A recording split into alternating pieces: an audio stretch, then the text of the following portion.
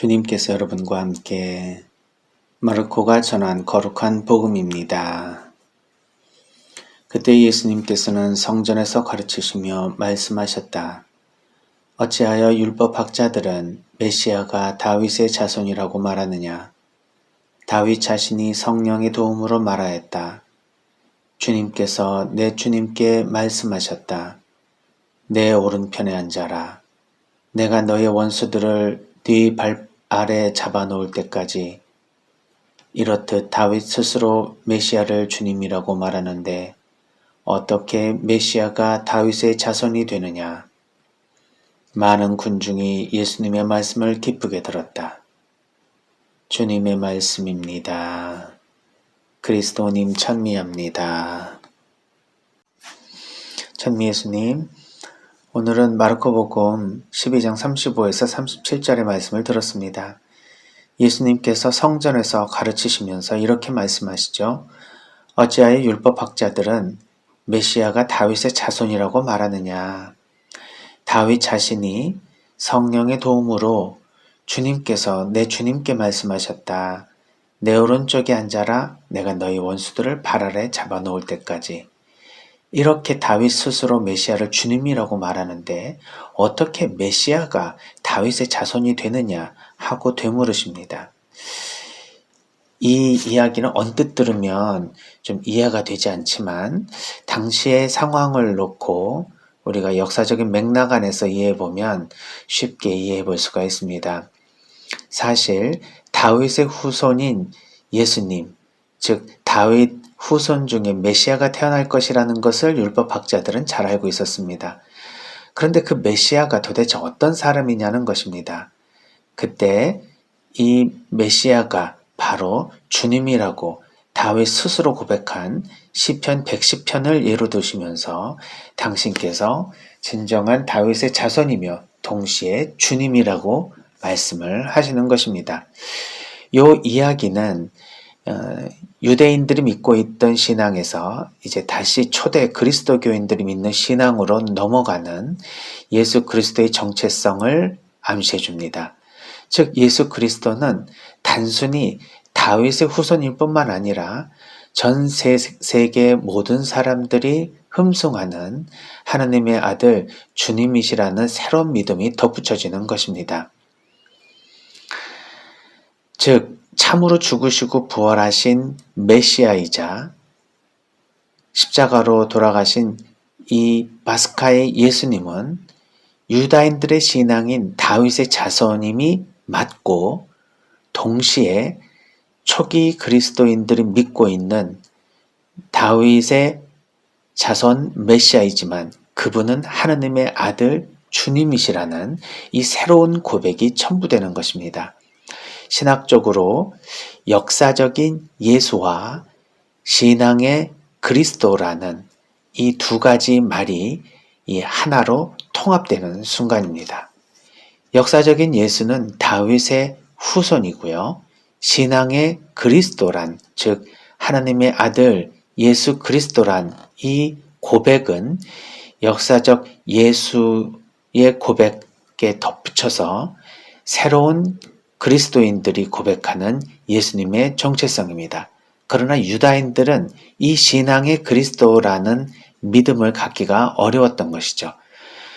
즉 유다인들은 역사적인 예수, 즉 다윗의 후손이신 예수님을 믿을 수는 있지만 신앙의 그리스도라고 하는 이 새로운 주님께서 하나님의 아들 진정한 메시아라는 것은 믿기가 어려웠을 것입니다.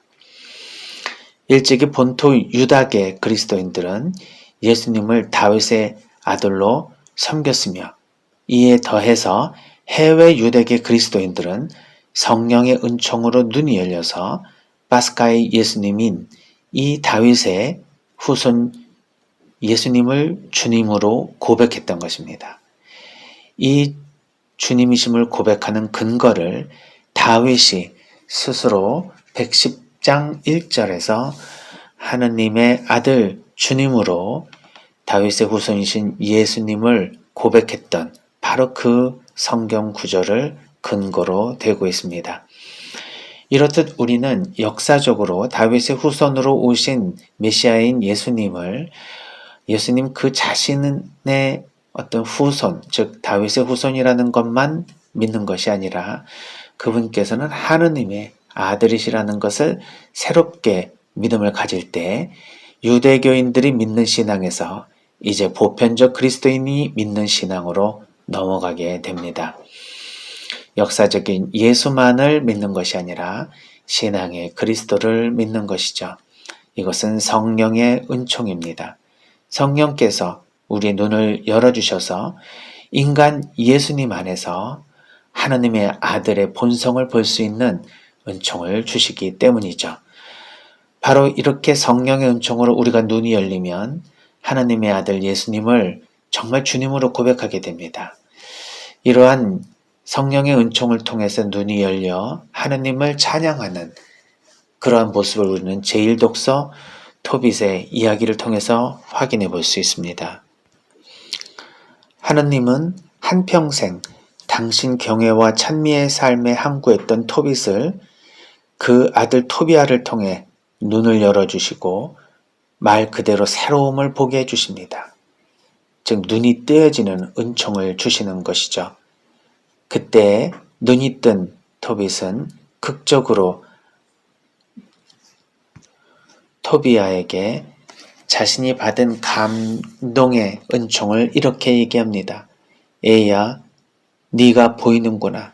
내 눈엔 비친 네가.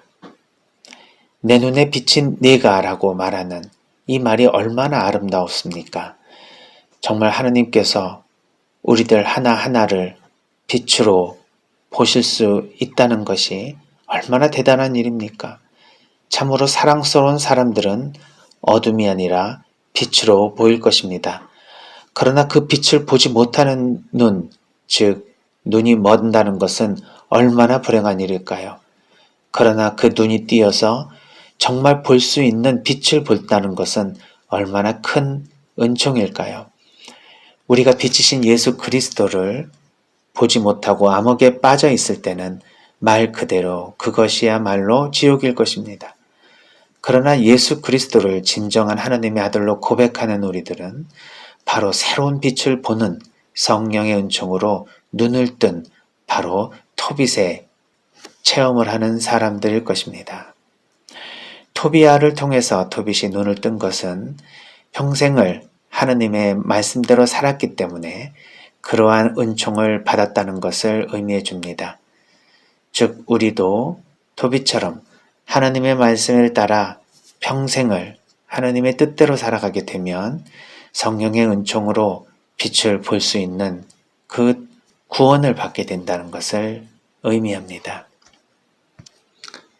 그렇게 될 때 우리는 하나님께 오늘 토빗이 하나님께 드리는 찬미의 고백과 같은 기도를 올릴 수 있을 것입니다.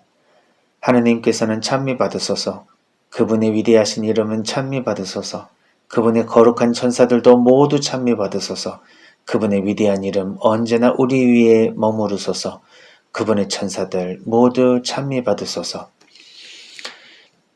토빗이 아들의 목을 껴안고 울면서 바치는 이러한 찬미의 모습은 루카복음에서 돌아온 탕자의 모습을 연상시킵니다. 그 고통 중에 집을 떠나서 고생했던 아들이 돌아오자 자비로운 아버지는 그 아들을 모든 것을 다 버리고 온전히 껴안으며 용서하십니다. 바로 하느님의 선물 같은 토빗의 아들 토비아가 바로 루카복음에서 돌아온 탕자와 같은 그런 아들이며 우리가 하느님 품으로부터 벗어나서 다시 하느님께 돌아올 때 그 하느님께 돌아오는 우리들 자신의 모습일 것입니다. 평생 하느님 경외와 찬미에 충실했던 토빗은 이제 하느님으로부터 상급을 받게 되는 것이 바로 토비아가 돌아오는 것이고 그 토비아를 통해서 다시 눈이 열리는 기적을 얻는 것입니다. 이제 우리도 주님의 말씀에 충실하게 살아간다면 어떤 어려움과 시련이 있어도 그분을 떠나지 않는다면 이제 우리에게 남아있는 것은 하느님께 찬미와 영광을 드리는 기도일 것입니다. 지금 현재 힘들고 고통 중에 있다 하더라도 하느님을 찬미하며 계속해서 지속적으로 항구한 마음으로 하느님 품에 머물러 있을 때 우리는 이 토빗의 기쁨을 누릴 수 있을 것이요. 그 눈이 열려 다시 하느님을 바라볼 수 있는 새로운 은총을 얻을 것입니다. 믿음으로 이 어려움을 잘 이겨내어 하느님의 구원의 은총을 받을 수 있는 그날까지 희망을 잃지 않고 정진할 수 있었으면 좋겠습니다. 용기를 내어서 오늘 하루도 기쁘고 감사한 마음으로 살아갑시다.